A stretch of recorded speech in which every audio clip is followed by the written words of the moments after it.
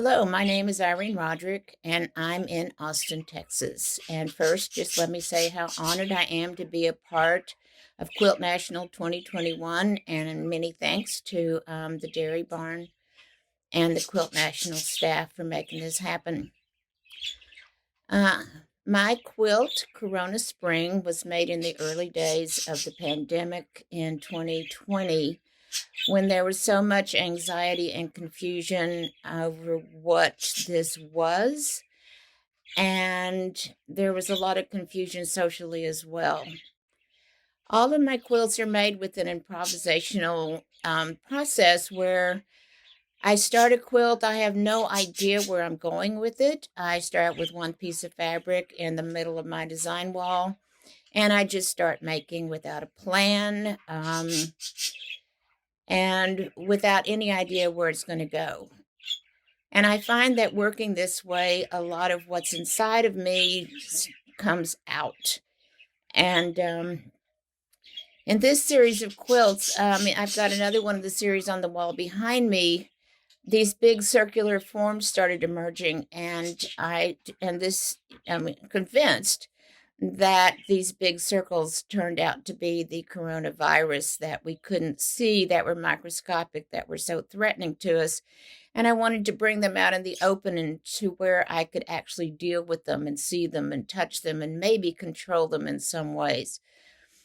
The other part of this series of quilts, which I think is important, are the markings on them. They are made with fabric pins. And another phrase that kept coming through the media was, "We're all in this together." So I finished the quilt, and this phrase started, just keep being kind of a mantra. We're all in this together. We can do this. And so I started thinking about what ties us all together. And one of the main things for me was mark making. If you look back from the beginning of time of human existence, every single civilization in every part of the world had a way of making marks, whether it was on a cave wall, or whether it was on their textiles, or whether it was on formal paintings. But everybody makes marks, and I think it's to indicate that we were here. And I started doing research historically into, every civilization to see what kind of marks people were making.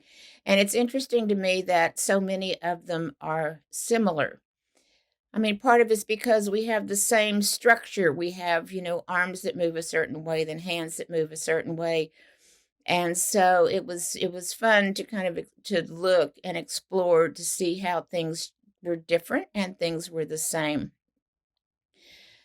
And I think Corona Spring is definitely kind of a culmination of that research.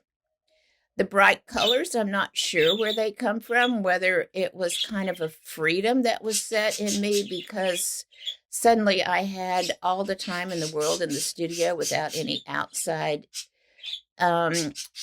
influences or distractions.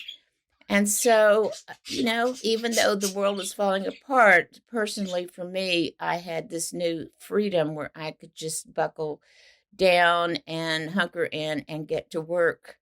And that's pretty much the story of my quilt. Thank you.